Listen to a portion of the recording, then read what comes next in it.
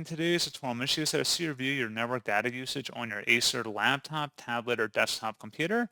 So this should hopefully be a pretty straightforward process here, guys. And without further ado, let's go ahead and jump straight into it.